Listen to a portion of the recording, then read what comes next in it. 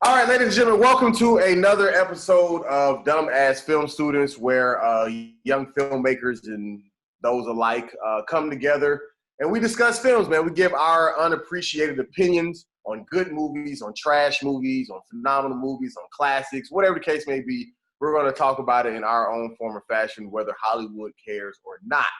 They don't. My name is Rudy. They don't. My name is Rudy Wilson. I am one of your hosts, I guess, or slash panel members, cast members. I don't know what you call it. I got my guy below me on my screen, Mr. Pew Pew himself, Daryl D.A. Henry. What's up? Hey, how's it going, guys? We're from Star Wars Hard today, me and Lonnie. Right, and his Star Wars brother in crime. Or partner in crime, I guess. Y'all in a different race, so I guess you guys can't be brothers, but all lives That's matter. pretty Whatever. Racist. I'm pretty racist. That's what I was going for. All right, so but no, man, I got my guy, my brother, man, in comedy. Also, huge fan. Right, yeah, right. Mr. Lonnie Cox, what's up, man? What's up, friends? How we doing? Friends. This guy. Good to be here. And then, of course, we always bring on a guest, special guest. This person who is joining us today, young filmmaker out here in these streets. You know what I'm saying? I'm not sure if she acts as well, but I know she's definitely on the production side. Definitely out. She's sent me stuff. We kind of just feed off each other. We work together. We've only met in a very short amount of time. She's I guess not a classmate because we don't have class together, but a student mate. I don't know. What do you call that? We go to the same school. I don't Schoolmates. I don't know. Hey, schoolmates. There you go. There you go. We go to the same school. But very talented. And we're glad to have her. Welcome, Miss Jumanah Shabazz. Is it? Or is it Shabazz? Shabazz. I knew I was gonna probably. I'm from Georgia, so we butcher shit. So Shabazz. Is it El Shabazz? Is that part of it too? Or it's actually El Shabazz, yeah. Oh gosh. Okay. But, you can imagine, a name like this. I go by anything. I know. But I didn't know if the El Shabazz was like a little Instagram thing or something. I didn't, because it was like lowercase, and then I didn't know if it was like a thing. So, but it is Jumanah El Shabazz. Am I even pronouncing your first name correctly this whole time? Oh, yes. Okay. I was about to say, damn, I've been. That's why you just call everybody friend. Hey, friend. Yeah. Got you. Dope, man. Well, we're glad to have you. I appreciate you coming through. Thank you for having me. Thank you. Yeah, absolutely. Absolutely. So you are, I know you and Lonnie kind of talked offline. So you're stationed here in LA, or not stationed because you're not in the military, but you live here in LA, but you're originally from, you said Indiana. I'm originally from Indiana, yes. What part? Indianapolis. I'm actually coming up on my third year here on the 23rd. In LA? Yes, in LA. Yes. Were you? I'm sorry to cut you off. Were you here for school the entire time? All the 3 years? Was it off of school? Actually, no. I moved here just off the whim, and I was just kind of chilling for like a year. And I'm like, okay, let me actually, do what I came here for. That first year, you kind of just, I'm in LA, just feeling yourself. Right. So I decided to go ahead and go back to school, and now here I am, living my dreams. Gotcha. And you go to New York Film Academy, and what is your program and what you're studying and all that type of stuff? I am studying filmmaking, directing, editing, writing, all of the above. You name it, I can do it. Oh, wow. Okay. And when you graduate? I will be done September of next year. Gotcha. Solid year left. So hopefully by then, y'all will be back in the classroom and stuff, at least probably hopefully at some point in time next year. Because we're done in January of this upcoming year. So we pretty much gonna be online in this shit the rest of the way for our duration. But so because we missed like stage days and all that stuff. Like we haven't been able to do like none of that. And who knows if we'll make it up. How's that going? How is that going? Well, we're the semester that we're on right now is it's doable online because we do a lot of Jesus Christ. We do a lot of directing stuff. So like it's a lot of stuff that we can just do right on our own computer. But last semester we had a lot of hands-on in classroom or on stage production stuff we were supposed to do. But last semester we were online as well. that's what I'm saying. We were supposed to do it, but they tried to do it like online, or some stuff just got canceled. But then it was supposed to try to make it up this semester, but we still not back this semester. Probably won't be back next semester, which is our last semester. So Are you guys still planning to shoot then? From what I understand, we're going to be able to shoot, but it's going to be on very strict guidelines. So. Yeah, I mean, we pretty much just preparing to shoot, and then we just cross that bridge when it gets there, whatever happens. So, but speaking of all this filmmaking, how did you even get into this journey of filmmaking? Like, first, I guess 2-part question. When you came to LA, like, did you already have filmmaking background? And then in general, how did you even get into your filmmaking? Well, for me, I always knew in my heart since like 6, 7 years old, I wanted to be a writer, but I just didn't have the resources, the tools to actually implement that. So I went the regular route, working a 9 to 5. So I went to school for healthcare.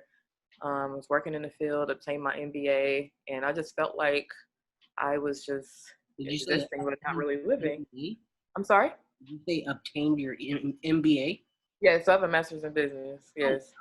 Yeah, so I was working in the healthcare field. It's very rewarding. I love to help people. But I just felt like I was existing and not really living. So I took a week off of work and I was like, why am I so mad? Because that's not me. I'm not a mean person. So I was doing some cleaning up. I'm a hoarder. I'm a hoarder. I admit that. So I was doing some spring cleaning, and I found some stuff that I wrote to myself in 4th grade, and it said that I love to write stories and and tell things about myself. So I'm like, maybe I have something here. Right. So about 6 months after that, I was just like, I saved up whatever money I had, and I drove my red Chevy Cruze out here. Her name is Redbone. And we hit the road, and now here I am. And I'm happy with NYFA. I'm happy that everything is working out for me, and I just hope to, with my art, I want to implement my core values, which are empathy, love, and laughter. And aside from movies, I'm all around. I shared with Rudy, I'm actually writing a stand-up piece, and this quarantine got me really into what I like to do. So I also became a rapper in this time. So okay. Hopefully I can release my EP very soon. I've been in the studio heavily. Yeah. Gotcha. So, Gotcha. Me. Just Jumanah. So gotcha. So going back real quick, when your I guess transition to LA, because you were working in healthcare, you were still in Indiana. Yes.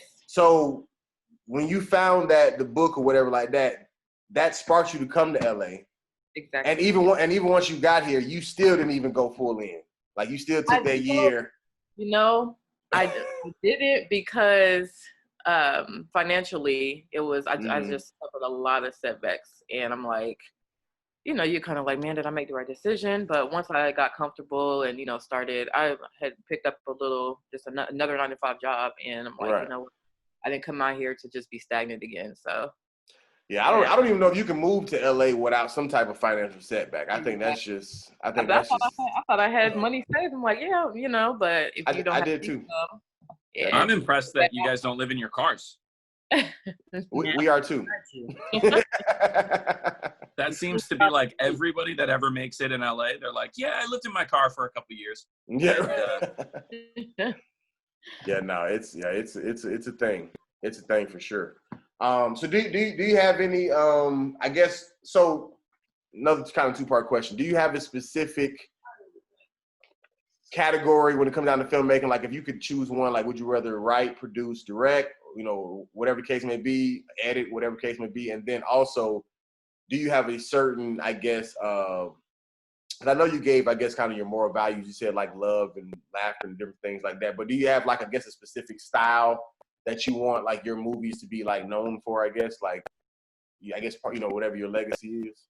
Yeah, great question. So again, I like to implement my core values, which are empathy, love, and laughter, in each one of my films. All of my art will have that in it. My legacy, personally, I want to be remembered for helping people without asking in return, and helping people recognize their gifts and passions. Professionally, my core values. So I would say I don't really have a specific genre. I feel like I'm versatile in everything, but comedy and drama are my go-to writing. Yeah. Gotcha. Is that like with a lot of like love story drama, or like, because I guess most time when you see comedy and drama, especially in the same film, it's usually because it's a love story behind it and it's mixed with the comedy, whatever. So like, are you going that route, or is it like is it like a mental health dramatic, or is it like a More so, you hit it. Yeah, more so mental health. I tend to draw from real life experiences from my personal life, or people that I do know that are close to me for inspiration. Gotcha. Yeah. Gotcha. Dope. Fellas, you got anything for Jumanah before we move on? Are you going to use your MBA? Oh, I'm sorry, where are you about to go? No. All right. Are you going to use your MBA to, I guess, further your career as a filmmaker? Because, I mean, I don't know what you got your MBA in, whether it was marketing or budgeting or whatever you got it in, but are you going to do that? Is the question. My focus was healthcare management. So with that, I'm working on the business plan. Actually, right now, my sister and my mom, we're going to open a long-term care facility back home in Indiana. So it won't entirely go to waste. And then from the business aspect of it, I do want to do my own production company for film and everything. My LLC, it's coming hopefully next year. Oh, cool.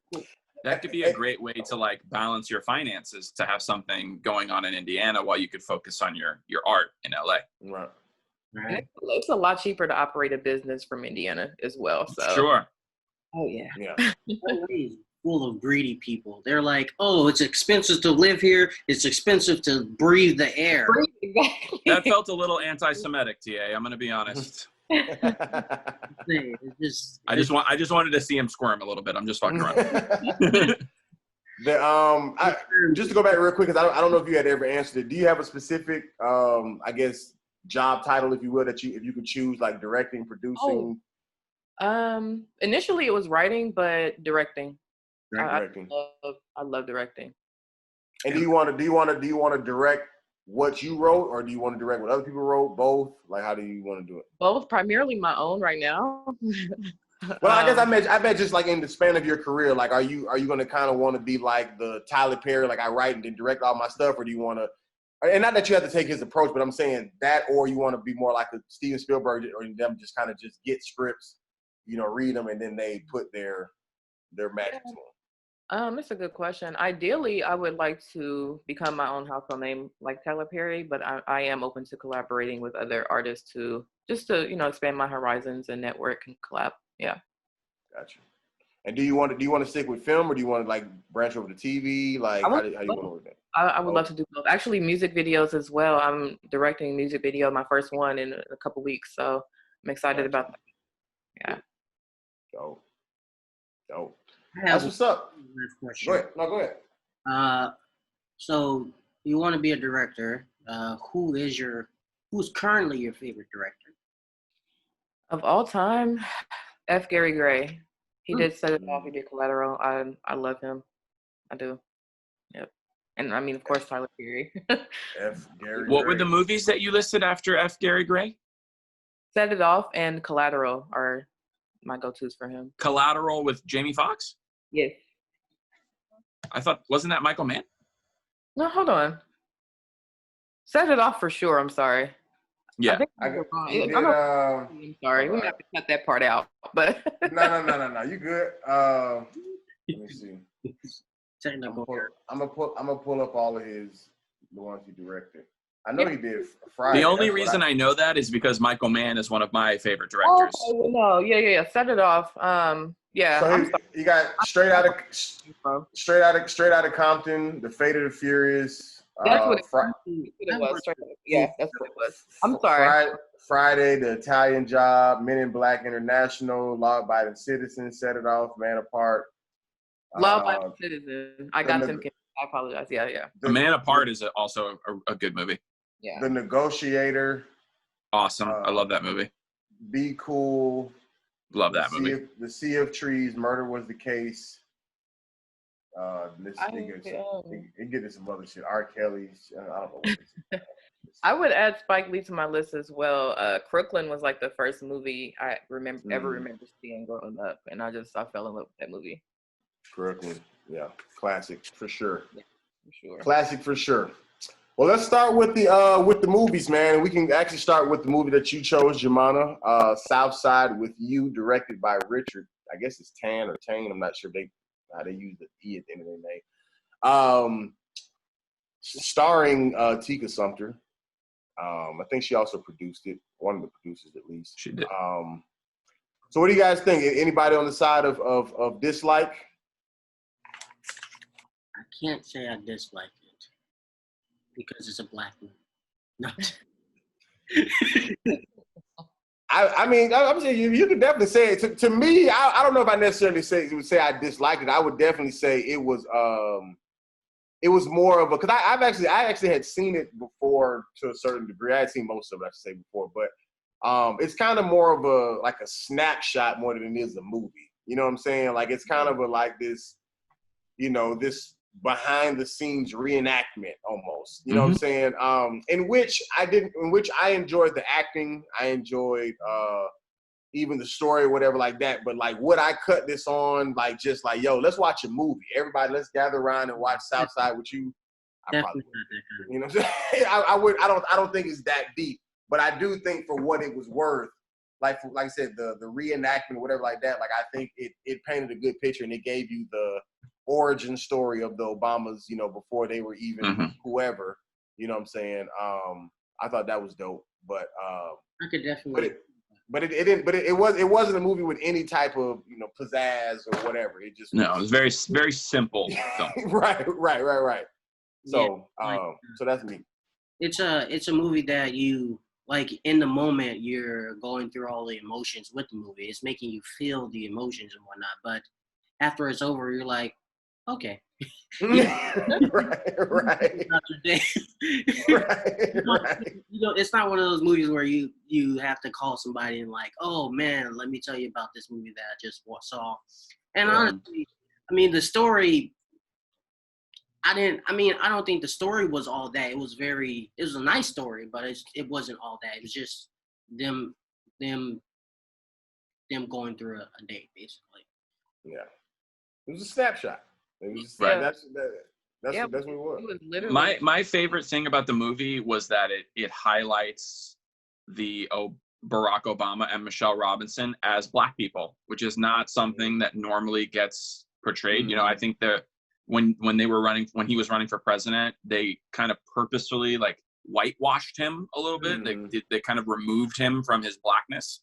And in this film, you really get a sense that he's a Black man living in Chicago, and you can kind of lose that when you see him as the president, especially, and Michelle Robinson as well. Right. That was my favorite part of the movie, and the acting was also very good. It wasn't that they looked like them; they definitely did look like them, but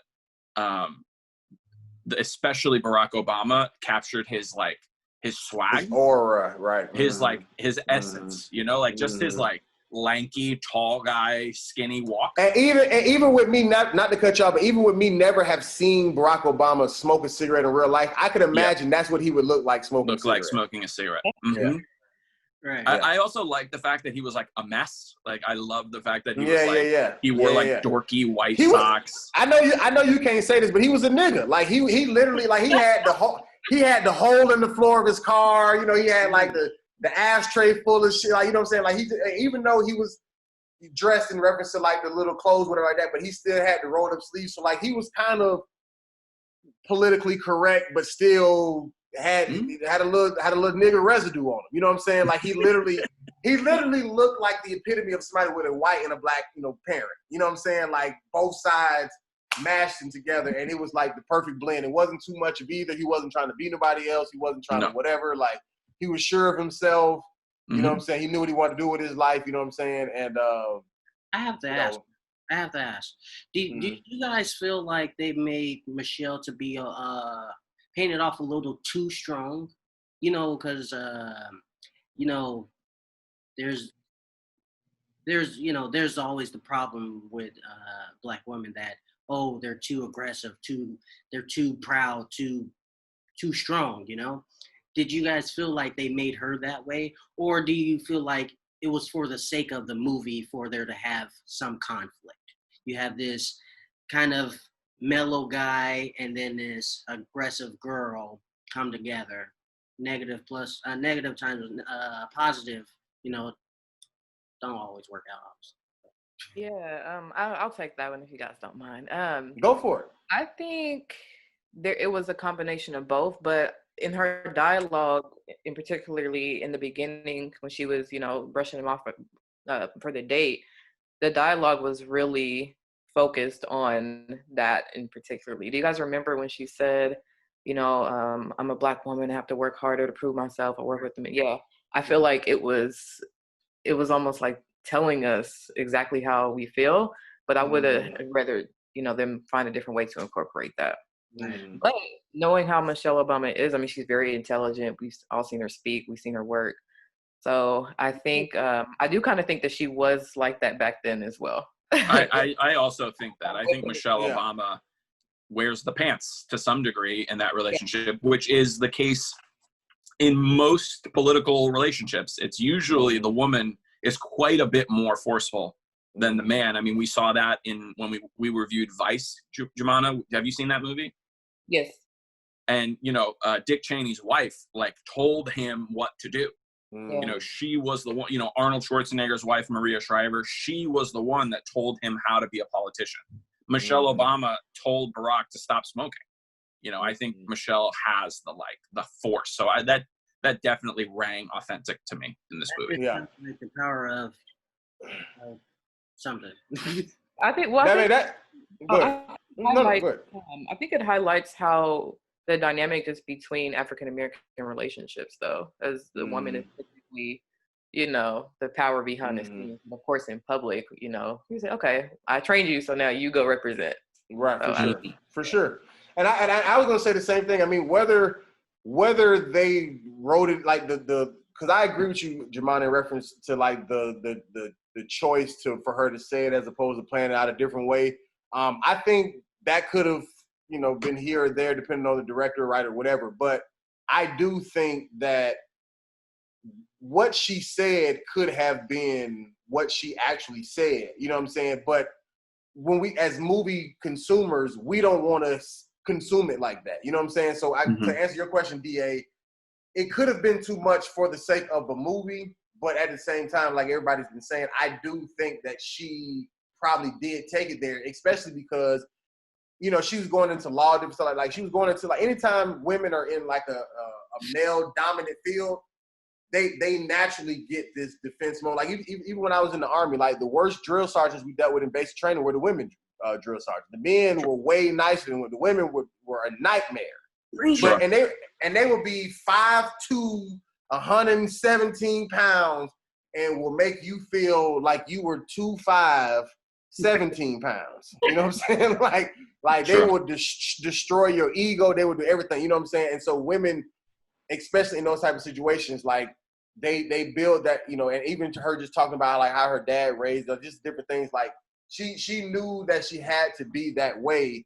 And it just ended up working out, I guess, in the balance of life with them, because Barack Obama has the, just say, star power in the sense of he has the presence, he has the charisma, the whatever, but he's, you know, he's doing things, but he's more lackadaisical. Like he's just kind of just, you know, he goes with the flow. Like, I'm going to do this, whatever like that. But like Michelle is more like that driving force. You know what I'm saying? Like she's the push. And I think that showed early, even before they even knew they were going to be in a relationship, when she was trying to deny it being a date or whatever like that.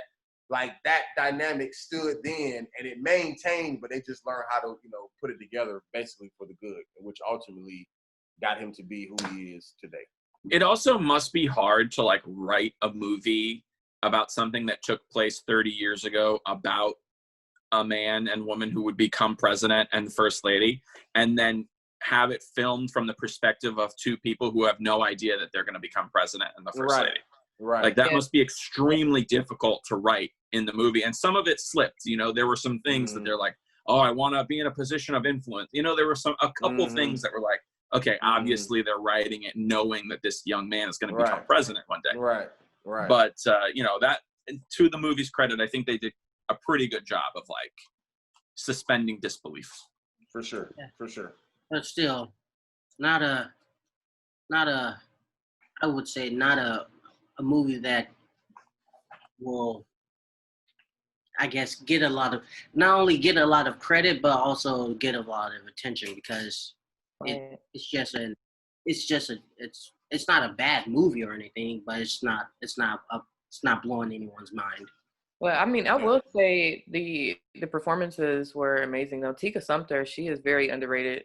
For sure. Yeah, For sure. but do you guys feel like the entire movie was rushed? Because now I feel like if they make another movie about the Obamas, would I be interested in seeing it after just seeing you know, something like this? I actually would, because see, once again, this for me, I don't feel like this was a movie. Like I feel like whoever did this, they was like, yo, let's just show, you know, this quick little origin story of how, like Lonnie said, let's just show like this small segment of before the Obamas knew they were going to be the Obamas, like what they were like, you know, which is why they showed Barack smoking so much, because he was a heavy smoker back then. Like they emphasized on that, just like they emphasized on her having the strong black woman, whatever.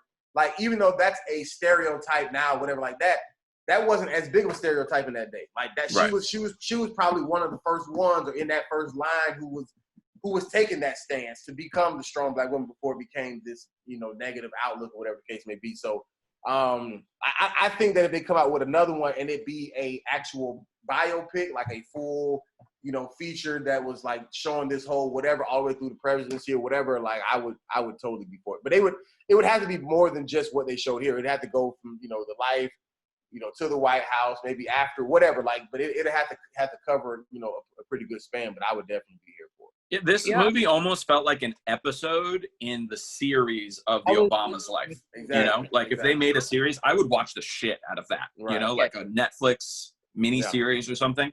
I would definitely be interested to watch that. Barack Obama has such an interesting life. You know, like father from Kenya. He spent time in Indonesia. You know, he was a fucking comic book nerd pothead in Hawaii when he was in high school. People don't like really remember that. And that was one thing that this movie did well, was like, I thought it was excellent how he had like difficulties with his father. We don't ever talk about that. You know, we know his father died. We know his mom died. But I don't know what a Barack Obama's relationship was with his dad. You know, like how he felt. I know he only met him once, but I don't know the like ins and outs of it, really, you know? Because Barack Obama always seems so unbothered. Like you don't know what bothers him. He's always like that, yeah. I think they would actually probably need two different movies though. One for him and for her. Yeah.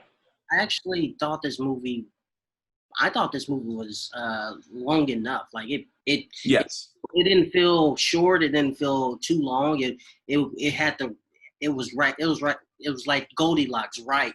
It was perfect. Only because, you know, because it's a slice of life. It's I believe it's their first date, correct? So we actually see them go through this whole date, and then we get them basically at the end of the movie.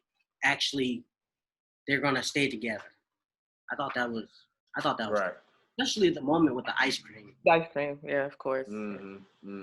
Another thing about this movie that I love is I never got enough of the Obamas talking about Black issues. Like I always wanted, like they kind of stayed away from that, you know? And in this movie, like they're discussing Do the Right Thing, which is such an important movie and such a controversial movie, especially when it came out. And what I really, really liked was when he was talking about Good Times, you know, the character from Good Times that was kind of like a cartoon almost of a Black person. And then the way he got out was through his art. And they show that beautiful artist, Edward Barnes, who did the Marvin Gaye album covers and was just really like an icon of the Harlem Renaissance. I really love that. I couldn't get enough of him being a Black man in America. And I did not, you know, I followed Obama very closely. and I did not get enough of that. And I really enjoyed that in this movie. Gotcha. Piggybacking off of Lonnie, what Lonnie just mentioned, Obama being a black man, is this movie probably won't get enough attention because of that. Because it's not, it's not the typical black movie. It's not the gangster or Sure. Something like that. It's very what do you want to say? Standalone, if you want to say. I don't know if I'm. It's more of a movie about black people as opposed to it is a black film. You know what I'm saying? Sure. And I put black film in air quotes. You know, it's not going to be thrown in the hood classics. It's not going to be one of those films where, like, if you're amongst black people and like, man, you ain't seen Southside with you, man, you ain't black. Like, it's not going to be that. You know what I'm saying? Most people going to be like, what the fuck is Southside with you? That's what most black people are going to even say. So, no, so I get exactly what you're saying. Like, it's not in that echelon. But nonetheless, it will get traction from it, being about the Obamas and whoever wants to kind of know that whole little love story or whatever. But if you're not that deep into it, then it probably wouldn't. This movie definitely felt like Access, which I always love in a movie. I always love a movie that's like a documentary. Like you're learning something. Pull the curtain back type. For sure. No, it was dope. Well, actually, I'll ask that at the end. I was going to ask y'all about the budgets and all that, but we'll do that at the end. Okay, cool. So moving on to the second movie. This is the movie I chose, Shottas. I knew you chose this movie. I was wondering who chose that. I knew you chose it. I was like, of course. Why? Who else would have chosen it? You thought Chris or Lonnie chose it? Now that I know, it makes sense. Of course, man. Shottas. Hopefully y'all turned on the subtitles. I don't know if y'all tried to watch it without it. No, I didn't. I understood every word perfectly, and it was like really easy to follow. And I tried to watch the first 5 minutes. I was like, what the fuck are they saying? Yeah, whoever did the subtitles is a fucking genius. Yeah. You didn't tell me to turn on the subtitles. I was 10 minutes into it, like, okay, maybe I should try. Yeah. Well, I didn't mention it to anybody, honestly, because I think the last time I had seen it, I think the last version I seen came with subtitles. I don't even think I thought about it. But then when it came on, like I had watched like the first 15 minutes without it because I've seen the movie, so I already kind of just knew whatever. But then I was just like, I'm curious to like really like, find out what they're really, really saying. So I cut on the subtitles. And like you saying, Lonnie, I mean, it was really broken down and their words were so broken, but when I read it and listened, it made sense. I was like, oh, that is what they're saying. You know what I'm saying? Right. Like it kind of added up. But I guess before we move on, is anybody who did not like the film? Anybody thought this was trash? Not trash. I'm in the middle. I'll stick on the like side, but it's all right. You can stick on whatever side you want. I just didn't. Come join me over here, DA. It's nice. Trust me. No, it's okay. It's okay. I want to have a little back and forth, so. I didn't go for it. Watching. I just kept having one like likes or the dislikes. Whoever, just jump in there. You just make your point. All right. So what I actually like about the movie was kind of this. I actually kind of like the story where they started off doing a bad thing, and then this kid, 20 years later, he grew up, and then now I guess he's kind of trying to get on the right path, but it's he got back to that lifestyle. So he's like, he told that one kid, Lonnie, I saw your face. He told that one kid he shouldn't be there. He was like, he shouldn't be here. This is not the life for him. He should move on to something better. So he was trying to change a little bit, and then I kind of like the editing of this one as well with the. And then murdered a politician, but just right there on the right path. Then he had a downfall. I mean, he definitely wasn't trying to get back on the right track. I don't think that was. That wasn't a thing at all. He was trying to leave his game. I mean, think about it. All he wanted was his money back or his title back, and then which is the way he went about it was wrong, but that's what he wanted. But But what was his title? What was the title that he was trying to get back? It was like right, Scarface.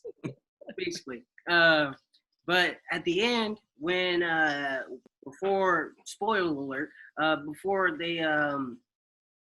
they got basically they came and got murdered.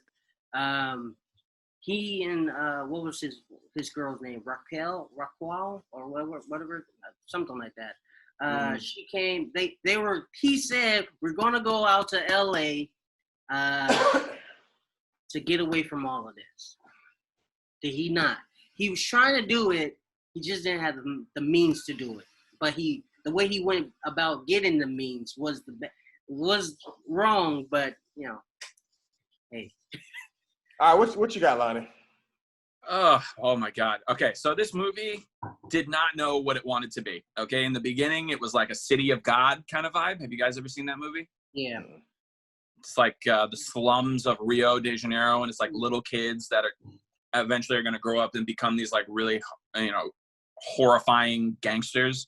And it's their like rise to power. It's an excellent movie, and if it were free, I would suggest it on here. But then it becomes like a Scarface movie, where it's like highlighting all these like drugs, and basically the vibe it gave me was like a music video. At sometimes it was like tits and cars and like cool, and none of it was well done, to be honest with you.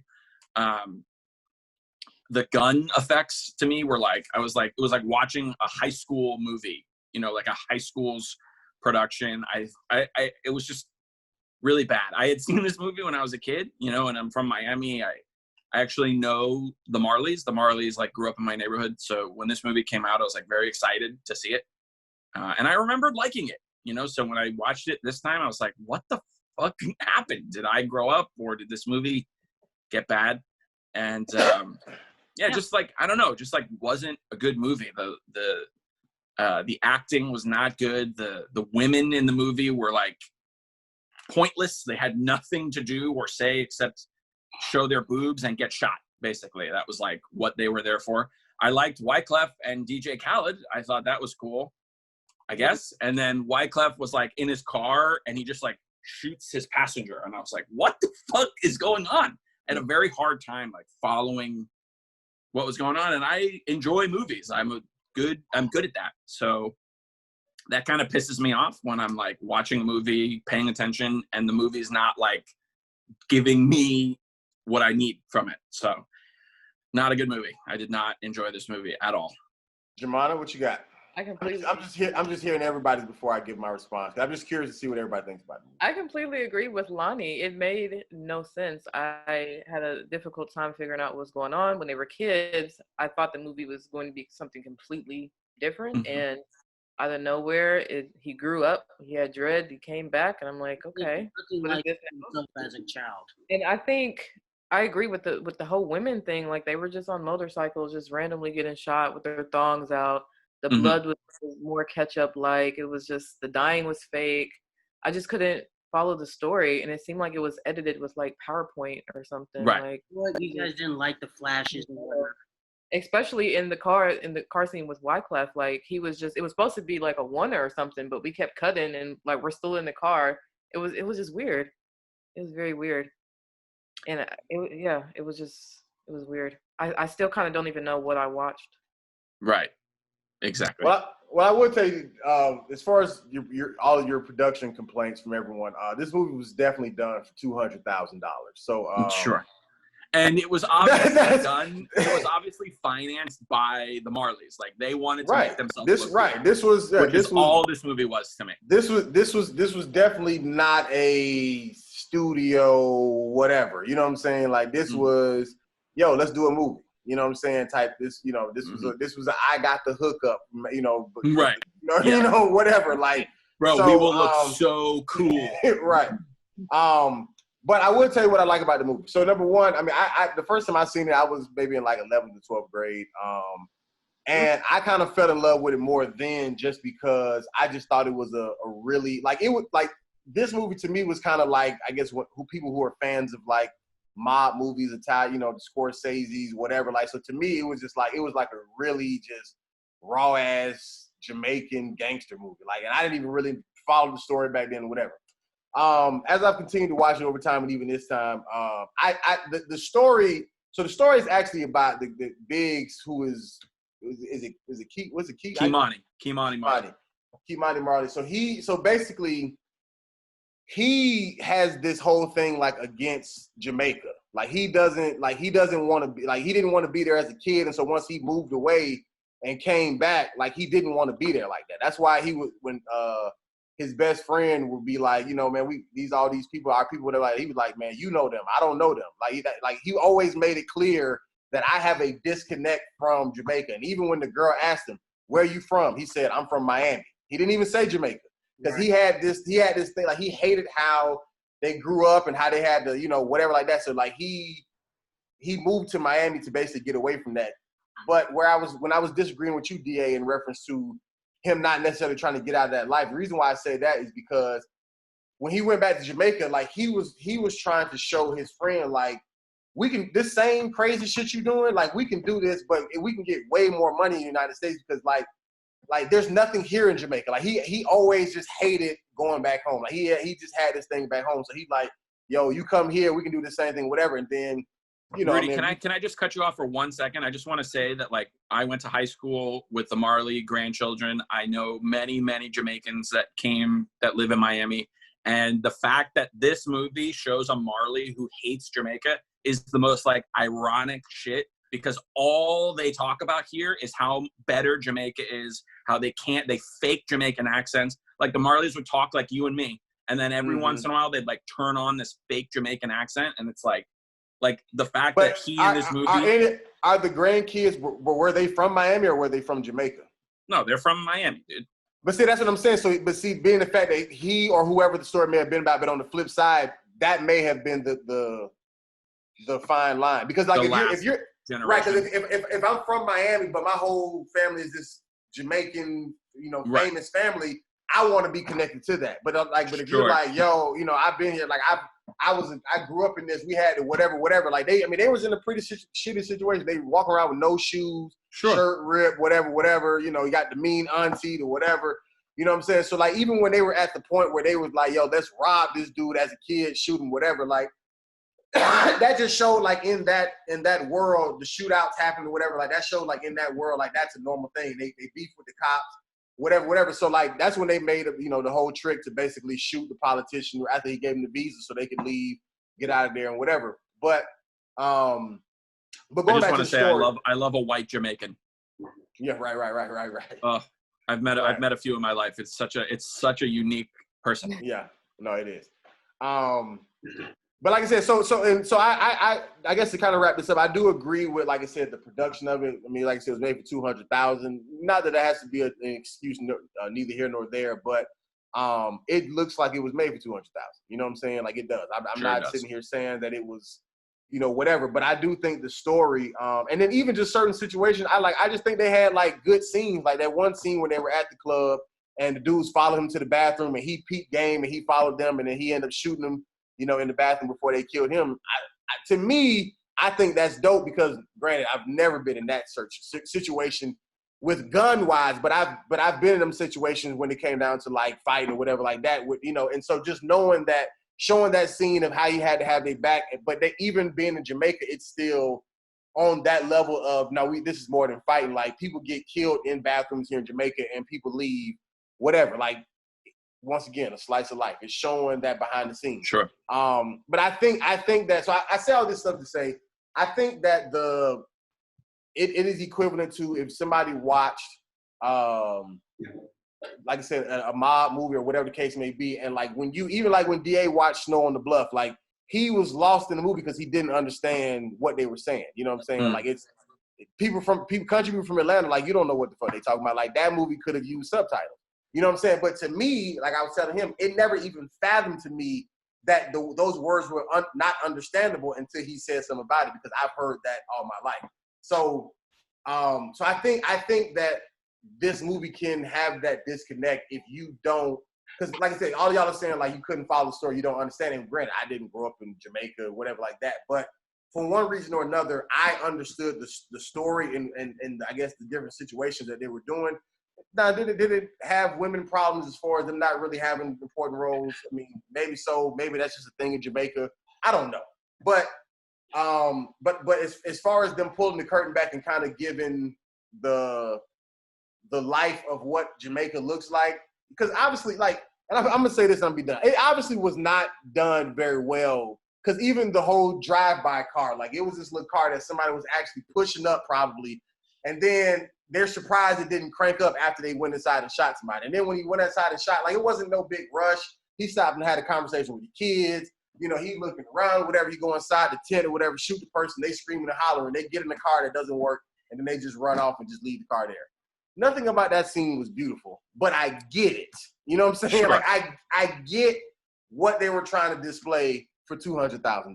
That's like, what the movie should have been about. I mean, the movie should have never left Jamaica, in my opinion. That it should have been about, like, that was the most interesting part, was the kids that with the ripped shirt and no shoes and like what they have to do to survive. You know, that's what City of God is about. And like, to me, that's what the vibe they were trying to go for. But see, I think it was more about the coming to America story. It's more about the, like, you know, like, this is why y'all need to get the fuck out of Jamaica if you're not on the higher echelon of living. Like, if you're from where I grew up, wherever it was called Water Well, Water Hole, whatever it was called, Kingston, like, it had like a little nickname for wherever it was at. Like, apparently that's a shitty place, which is why the police didn't mind going over there shooting it up. And it wasn't even a race thing. They just didn't give a fuck about it. Like, they was all Jamaicans. Right. You know what I'm saying? But so I'm saying, like, that's I think that to me, I really enjoyed that part, no matter how real or fake it looked.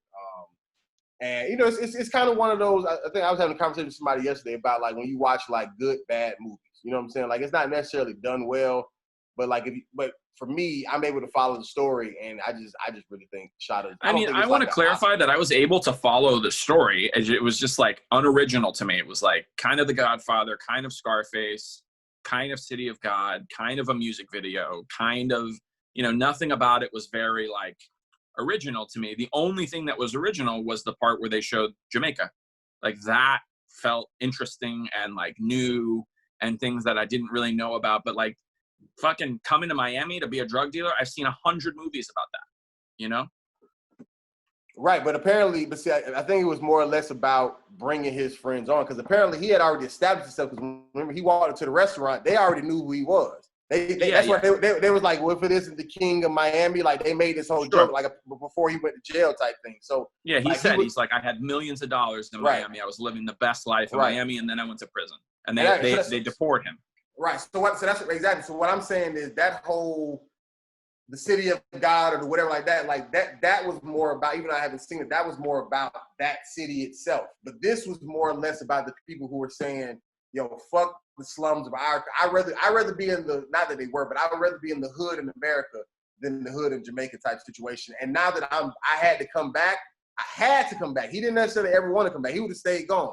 But now that I have to come back, hey, let me show you what this looks like over here. And we can, you know, with this same attitude that you got here in Jamaica, instead of getting these peanuts, we can do this exact same tactic and go get it in America.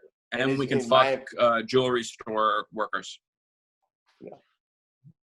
Well, I mean, you know, it could. I mean, I think that was just more or less about showing the power of having money. I'm just fucking around. Because I think that may have been kind of far fetched, but at the same. But I think it's not far-fetched if you probably got celebrity status with it. I wouldn't imagine. Yeah, I don't think that's far-fetched. I think that probably happens. But I'm saying, but probably not for somebody who she don't know and just happen to have money. But, like, I'm sure if Chris Brown walked in there, he could probably been a jewelry store owner over and have his way. But, you know, power of celebrity. Okay, cool. But anybody else? I'm sorry. I know I kind of went on. Anybody else have anything for Shottas? Say it again. What's your favorite movie? No. I do think it falls in the category as a hood classic. It's not one of the black movies that you'll get canceled for, but honestly, I never heard of that movie though. I've never heard of it. Please don't revoke my black card. I've never heard of it. It may be huge here in Miami. I'm about to say it may be a coast thing, because I mean, you kind of, even like we've been in Indiana. I mean, that's still not like East Coast, especially not even the South. I mean, because I don't know. I've always seen it in the South. I never really seen it anywhere else. So I don't know. I don't know how popular it is worldwide or nationwide. But definitely in the South, it's definitely. Yeah. I think It's a must Alabama. see in Miami for sure. I mean, Yeah. everybody has seen it 10 times, you know? Yeah. And it has a lot of like famous like quote lines and stuff like that people always quote. Like when he said, take the weed and leave the money. And then he was like, take the watch and leave the watch, like him imitating him. That's like something I've heard people quote for decades.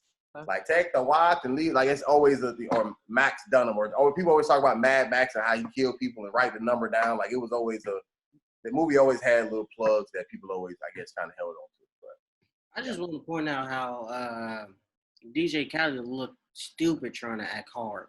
Right? He's like he pulled out a gun for somehow. DJ Khaled looks stupid all the time. He makes great music, but he is the corniest motherfucker I have ever seen in my life. You smart. Yeah, he is so. Who like inspires you? Like he's definitely a dope. You know, he makes dope music, but he is as a person, he is corny. You hear me? But that's just my opinion. He don't need my validation. He's already made it. And I also want to point out how I don't remember the dude's name, but the one dude in the movie was a psychopath. Mad Max. That dude was crazy. He killed 135 people. He marked the numbers. You see how fast he pulled the gun out when the Chinese man didn't have their money? Yeah. he was the first person to turn around and pull it out. He was blah blah. Yeah. This man was on a killing spree. He was on the hunt. So again, before we move on, just if it ever becomes available for streaming again, even if it's not, City of God is one of the best movies of all time. It's subtitles, but if you guys like want a real dope gangster movie, it's literally one of the best. It's on, I would say it's probably better than Scarface. It's up there with like Goodfellas and those movies for sure. Yeah. Gotcha. You guys you've never heard of it before? No. I've heard the title, but I've never seen like a preview or nothing. Yeah. But I'm looking at it right now. Yeah. I mean, it's on the cheapest you'll find it is on Amazon Prime for $2.99 or something like that. If you try to go, YouTube got it for $12.99. They should be ashamed of themselves. Well, it's probably you can probably buy it. Still, I bought movies on YouTube for $3.99 since the pandemic. How YouTube got all these free videos and want to charge $12.99. All right, but anyways, all right, so cool. So final movie, Palm Springs. Definitely, I'm just gonna start by saying before y'all go, this definitely was nowhere near what I thought it was gonna be. I don't know what I thought this was gonna be, but this movie was way different. Even when it started, I was just, I literally, I'm gonna say this. I'm on the side of liking it, but I will say this: if I would have watched this movie by myself without it being homework, basically, I would have never finished it because the first 5 minutes I would have turned it off. Like I was so confused in the first 5 minutes. I was like, "What the fuck is this even?" But then once it made sense, it made sense. Like it was a thing, and I was able to follow from then on. But like those first few moments, I didn't know what the hell was going on at all. Mm-hmm. Like I was like, "What is this?" But I did like the way that they did it. I like the different edits, whatever like that. I could have done without it being such a love story. It got a little too lovey-dovey at the end. I mean, I was kind of more just interested in the lesson learned from the people as opposed to, the big finale, the big finale lovey-dovey stuff at the end. But I get it. I thought it was funny. I thought it was creative. I thought it was a pretty cool concept. Yeah, it was very different than what I even expected. I didn't see any previews or whatever, but even just the what's it called, the poster or whatever, like for it, I didn't see that coming. Like it was pretty different. Yeah, the only thing I knew about this movie going in was that it was a time loop movie. That's it. That's the only. Yeah, no, I didn't even know that. So did anybody not like it? Anybody not like the movie? No, I thought it was interesting. Who recommended this one? I hadn't seen it yet. I hadn't watched it. I knew it. And I had heard a lot of buzz about it. like on the internet, people were loving it, and I thought we would all just like watch it for the first time together. It was dope. I actually enjoyed it. I will admit, I laughed my ass off at this movie. Like the scene where it was like the montage of who he had sex with, and like I died laughing with the fucking gays, and he's like, "Oh, like that shit killed me, dude." I was laughing for a while, and when he's like with his dad, with the dad, and he's like, "What are we doing?" and that shit, and the cocaine scene with J.K. Simmons, who I love, such a good actor, and they're like holding each other's heads to each other, and they're like, that shit killed me. I thought it was, I very much enjoyed this movie. Gotcha. Yeah. I did feel like it was kind of not a ripoff or anything, but there's this movie on Netflix where I don't know the actor's name, but it's the actor from Pitch Perfect, the antagonist in there, if you guys know him. Oh yeah, Adam Devine, the guy from Workaholics. He did a movie that's similar to this with Alexandra Daddario, where they go to like a wedding. I mean, yeah, but that's the thing. I mean, because even Marlon Wayans had Naked, which was the same thing. That wasn't like Groundhog's Day. This is a trope. Yeah. This is a type of movie. We're not talking about the style. We're talking about romance with the loop thing. That's what I'm talking about. They're usually always a love story. Like Groundhog's Day, it's him and Andy McDowell trying to get together. Yeah, Naked was surrounded around the whole wedding day and everything. It was a whole love thing. Sure. But it was more. Those are more focused on one person, whereas this kind of had two people. And I love that. Yeah, I thought that was great. I thought that was a great new approach and whatnot. But it, like I said, it did feel like the one with Adam, whatever his name. Adam Devine. You know what I loved is that it wasn't like one person and he's starting the time loop. I love that it started when he had already been in it. Already in it. Here's another thing that like the movie Groundhog's Day kind of implies, but doesn't ever really tell you, that this movie kind of like makes almost a focal point of the movie, is that you have no idea how long he's been in there. So it could have been thousands and thousands of years. Because, in Groundhog's Day, they show him playing a piano, and somebody like did the math and said that in order to learn a piano like that, it would take at least 10 years of, constant practice. And here, she shows that thing where it's like, happy millionth birthday. And he's like, I'm not that old. Am I? So it could have been a million years for all he knows. Right. I love that. I thought that was great. The little thing of like him like laying down on the airbag so he doesn't die a long death in the IC. I love that. Right. What you think, Jumanah? I think this was very creative. I looked up the director. He went to AFI, so this was his first movie, and it was very impressive. It was funny. I didn't expect it to be funny from how it started, but I had some highlights in there for me. The part with the bow and arrow, when she's like, what the F, like, you're not gonna attack me. That was hilarious to me. Yeah. And I think from an acting perspective, I think she carried the movie more than he did. Sure. Yeah, he felt like his character from Brooklyn Nine-Nine, funny show, but it's just like, oh, hey, I don't know his name, but hey, we have this perfect role for you. All you have to do is act like your character from Brooklyn Nine-Nine. This is actually his movie, so it's Lonely Island is his like group that he's in. They did like Dick in a Box and Jizz in My Pants and stuff like that. So this is actually his production. Ah, okay.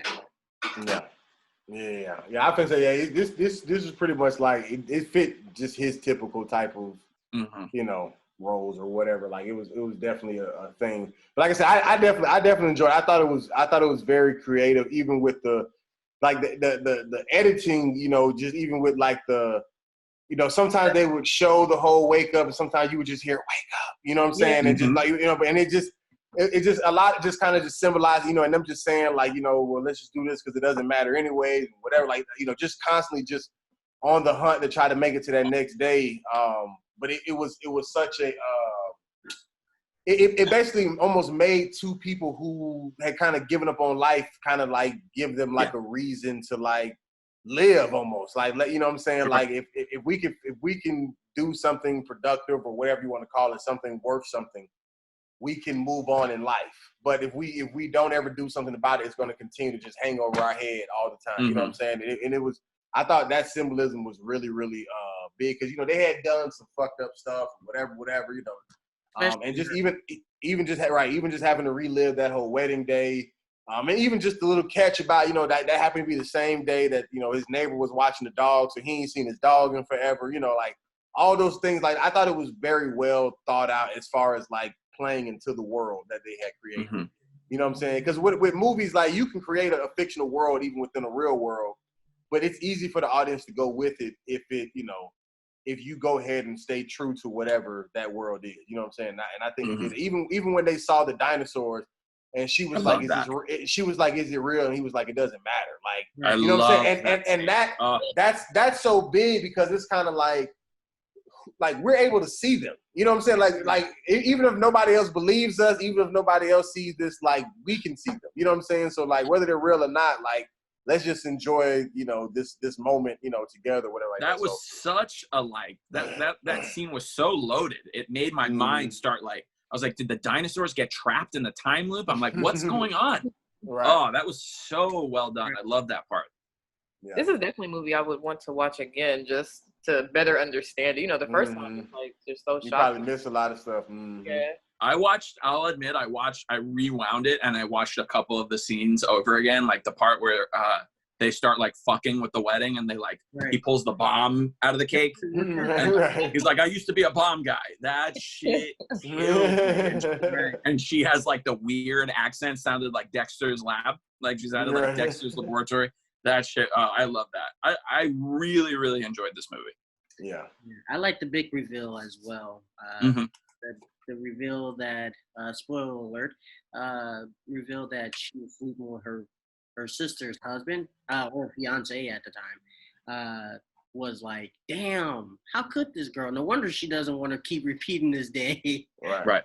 And it was the way they did it too, because it transitioned from when they, in her mind at least, first had sex with the protagonist, and she wakes up from that sex in the bed with him saying, hey, you probably want to go ahead and get out of here. You know what I'm saying? Like, we had never seen that part of the wake up in any other part of the morning. You know what I'm saying? Like, it was always, I came to check on you. You weren't in the room, whatever. But like, okay, so we like just that director's choice, that editor's choice, like to use.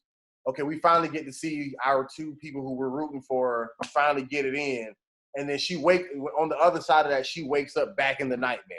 You know what I'm saying? And it's kind of almost like, you know, basically like whether it's, you know, forgiving somebody or, you know, or dealing with an issue, whatever the case may be, like, it's kind of like you can try to ignore it and, you know, do all these other things and try to forget about it, but it's still going to be there. You know what I'm saying? Unless you handle the problem. And that's what the revolving door of this one day, November 9th, kept being like, deal with these issues and then, you know, you can move on in life. But as long as they never did, you know, it was always a thing. They had to keep reliving that trauma almost, you know what I'm saying? Trying to cope with it, trying to just find other stuff to do. Like, all right, we might as well just have fun in the midst of it, you know what I'm saying? But I think even when she was real determined, she was like, yo, I'm getting out of this day. You know what I'm saying? Like, that was her way of saying, like, you know, I've done some fucked up stuff, but like, you know, like, I'm ready to move past this. You know, I also love the fact that Andy Samberg was afraid to leave. You know, those movies, like the trope of that movie is usually that they're like doing anything they can do to get out of it. They're like, you know, Bill Murray's like killing himself over and over and over and over again. And he's like, no, you know, the real world scared him to go back to, you know, where he can't reset every day. That felt very like personal and real. And that was a good part of it for me. I also liked how she had woken up earlier than him that day. So no matter what he did, you remember that period where she was like mad at him and she wouldn't hang out with him for who knows how long. She learned quantum physics in that time. So it could have been 50 years. Who knows how long it took. But he couldn't get to her because she had woken up earlier that day. So he couldn't find her. I thought that was also very clever and well done. For sure. They really like covered their bases well in this film. Right. That's what I'm saying. Yeah, especially because it was so much going on. It was so much looping, so much whatever, and like they didn't get caught slipping trying to keep up with the different time frames and what was supposed to be where. Right. Like it was definitely thought out and written out before it was edited and put in that. Like somebody wasn't just editing it like, oh, okay, this would be cool here. Like it was very thought out and done strategically. You know who else was very good to me was he did not have a lot of lines, but he was like the groomsman, the white blonde groomsman. Every time that guy opened his mouth, I was like bent over laughing when the earthquake is going on. He's like, I never should have left the Great Lakes. That shit, dude, he was so funny. And then they send him into the bathroom with no pants on to like bump into his girlfriend cheating on him. Right. So funny, man. Nah, this was dope. Good movie. This was dope. Yeah, no, it was a good suggestion. Say it again. What was the budget for this one? Does anyone know? So say yes. We can actually do that now. What do you guys think the budget for Palm Springs was? I'm gonna say 15. I would say $1 million. $1 million, 15, and then what you got, DA? I'm gonna go with half. $500,000? Yeah, 500,000 definitely. for this movie? Definitely. Shottas was made for 300,000 less than that. And you trying to tell me in 1999 or like in 2000. Right? Yeah, 2002. Yeah. So you think that this was for 500,000? Yeah, we'll stay with $1 million. It couldn't have been more than that. Some special effects, man. I don't know. It was $5 million. I know a friend who does special effects, and from what I understand, and their special effects weren't all that up to par. So no, the earthquake was definitely shitty. Yeah, the earthquake, the green screen or whatever in the back, it was definitely shitty. But definitely this was definitely not a $500,000. I mean, just even with the actors alone, not that it was huge budget, but I don't think they could have pulled it off for 500,000. That'd have been that's I said 5 million. I mean, J.K. Simmons probably got paid 500,000. He's an Oscar right, winner, right, exactly. I mean, he probably get paid a day, but yeah. But that's why he wasn't. That's why he wasn't in it that much. Right. I also liked how they tied him up at the end. Like how I was like, what about him? What about whatever his name was, Robert or whatever? And then he goes to the wedding and taps at Andy Samberg, and he like never. I thought that was also very, very well done. Mm-hmm. 5 million? No, it was dope. So I already gave. So Shottas already said it was 200,000. So what do y'all think? Southside with you. What do you think the budget was? I'm gonna say $2.5 million. 2.5. Oh well, they had all the old cars. Maybe 3. Let's do $3 million. 3. Okay. I would say $1 million. $1 million. Okay. Stick around there as well. Only because no, they didn't have. I'm gonna say 4. 4. Okay. It's awful close to mine, Jumanah. I'm just gonna say. DA, you sticking with 1? Oh, Maya just told me. Maya told me it was 1.5. She's over here cheating. Oh, well, I don't know how that answered my question. I was asking was you sticking with 1. I was sticking with 1. And this man still revealed the answer anyways. I was sticking with 1, and then she told me it was 1.5. So. Well, you could have not said it though. Is what I'm saying. But she said it on mute. You came in and just blabbered it out. Can't rob a bank with you. So do you have the answer? Do you have the answer of how much it made? No, I don't know. She's looking at it. I don't know. Do you know? Does it say? I know the answer. I'm asking you, weirdo. Jesus Christ. Yes.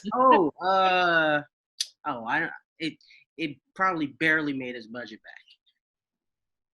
Okay. I think it went straight to Netflix. Am I mistaken with that? I don't know. It was either that or Barry, but I know one of them was like made by Netflix. I think that's probably Barry. I think that's Barry. Did you guys see that one? I never saw Barry. I seen a little bit of it, but yeah, that was yeah. I think that was Barry, but how much you didn't? Yeah, I'm wrong, right? I'm listening. I'm waiting for everybody else's guess. No, it had a box office release. Oh, it had a box office release. Damn. When did it come out? 2016, right before the election. Yeah, 2016. I'm gonna say it made $2.5 million. Okay. Yeah, I'm gonna stick with it. Barely made it. Like it made its money back. I'm gonna say that it made. Broke even. Okay. What'd you say, Jumanah? They at least broke even. You know, Yeah. it's a black movie, so black. I'll say it made 2 times the amount back. 2 times 1.5. Mm-hmm. So what is that? Like 3 point something? 3 or 4? What is that? It's 3, Rudy. Just 3. Oh, I'm not about to act like I know shit. I'm asking. Yeah, 3, huh? Yeah. Okay.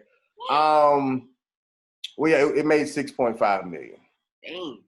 Y'all disrespectful. Y'all trying Southside with you out here. the only reason I thought is because I thought it was primarily like a streaming movie. I didn't realize it came out in theaters. I didn't think that many people went to go support it. I honestly didn't. That's because you're racist. I am a little racist in that part. I think Legend executive produced it, so they probably had a lot of promotion. Who? John Legend. When he the Oh yes, I saw that. Right. Oh, I didn't know that. If I would have known that. He wrote a song. He wrote a song about this movie too. It's called Awake, I think it's called. Of course he did. I guess. I just knew that Tika Sumpter was one of the producers. And as far as Shottas, they didn't have a box office release, and then obviously Palm Springs, I don't have no way of knowing what they made on Hulu. So Shottas probably made quite a bit on like video. DVDs and shit. Yeah, for sure. Because dude, I'm telling you, like I could not go over to a friend's house without seeing that fucking DVD in my friend. Like in Miami, that movie was like God. You couldn't go without watching. It was like when Cocaine Cowboys came out. It's like you couldn't go like 10 feet without hearing people talking about it. Right. My first time seeing it, I was in Alabama when I was in high school. Believe it or not, like it wasn't even in the Florida. No, it was in Alabama. In Auburn, of all Alabama, the movies that we've watched that I like had seen when I was younger and then watched again, the amount of like hate that I had this time, I was like, I've never experienced that before. I was like, what the fuck did I think before? Right. It was it aged with me. I thought I still liked it just as much as I did the first time. You did? Yeah. Yeah, I still liked it. Well, that's what's up, man. Well, this was good. I think these were 3 good suggestions. They all had their own different, conversation pieces. Sure. And just know, DA, Southside with you out here in these streets. All right, they're making 6.5 in the box office. All right, stop being disrespectful. All right. What's up? So cool, man. Jumanah, we appreciate you for joining us, coming and giving your insight and your input. If you ever want to join us again, feel free. Just let me know. This is my first ever podcast. Oh wow! Congratulations! Congrats! And you fit right in because like anybody who has a cat, their cat always enters their background and like so that's always a thing. So like as soon as I seen that, I was like, okay, this is gonna work. This is legit. Yeah, it fit right in. It had my attention. Right. So, Jumanah, do you have any type of, anything that you want to put out there, promote? You got anything coming up? Anything you're working on? Anything that you already got out that you want people to maybe go check out or something? Oh yeah. So right now I'm working on writing my feature film. So I'll be casting for that fairly soon. Details to come. But I also do you need a big white guy with a beard? For this one, no, but I will keep you in mind. I also do music, so check out my video. My song is called Triple Threats. It's on my Instagram. Just Jumanah. Okay. _ Jumanah. Yep. Just Jumanah. It's all can be. Yep. Gotcha. You the full song is on the Instagram as well, or is it like on? Do we have to like? Is it like on a different link or something? Like how does that work? No, just a video for now. The full song isn't available at the moment. Yeah, the video. But the video is it the full song plays on the video? Yes. Oh, okay, gotcha. Dope. Okay, cool. Yeah, we gotta check that out, and it's up now. Yep, it is. Okay, be sure to check that out. What about you, DA, man? You got something going on? This man. Oh man, I feel like I should have given him more credit. What'd you say?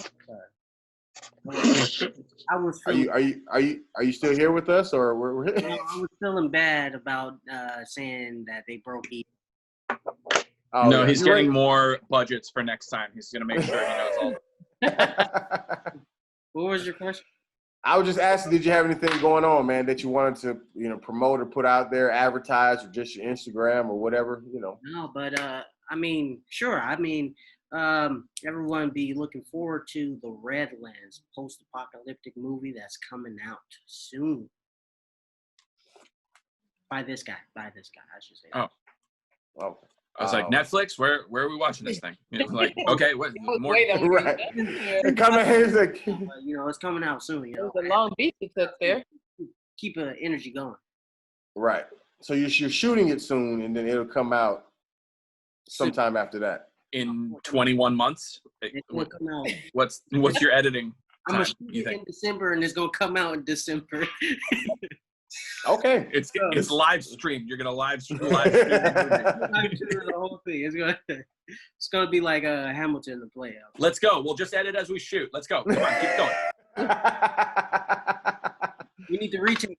Damn, we don't have time. This is live. Tape. I don't have any more tape. Got you. All right, what about you, Lonnie? Follow me here, Cox Comedy. Does that show All up right.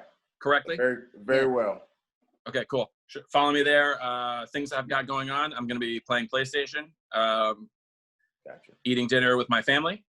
Okay. So follow me on Instagram for that. Thank you so much. Do you document this stuff on your Instagram, or are you just saying? Not at all. Gotcha. Okay. I'm gonna go eat. That's for me. Just That's private. Gotcha. That I'm eating. Gotcha. I am thinking about doing a Twitch, but I don't care. Okay. Like for gaming. Yeah, I spend most of my quarantine playing video games, so I might as well do something. Might as well make that money. Well, I mean, with his attitude, I don't think he's going to be even paying it that much attention. No, I'm not. They're going to be trying to pay. They're going to be sending checks in the mail. Games not feel like a waste of time, Right. So just make other people waste their time and watch you play. They're not even playing video games. They're not even that engaged. Right. Jesus, ouch. All right. Well, man, for me, it's Rudy Wilson, Willy Nilly, if you're nasty, on Instagram. Most of all, follow us on No Life Boys Production. It's NOLIFEBOYZZZ Productions. And of course, like I said, I've been promoting my website because I revamped that, rudycomedy.com. Has all my personal stuff on it, but also has all the No Life Boys Production content, YouTube stuff, Instagram stuff. So check it out, log in. I won't know if you showed up or not because it's not like you keep track, but just use it because I pay for it.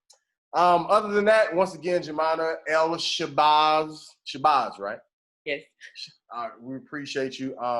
Hopefully, I guess whenever quarantine is over, we'll see you in person sooner than later. But good luck with all your endeavors. Stay safe out here in these streets.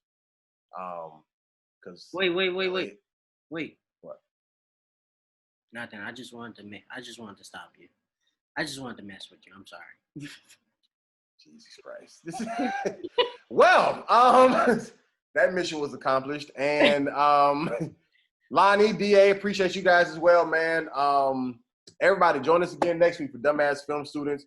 We're here every single Thursday. YouTube, Instagram clips posted. We out. Peace.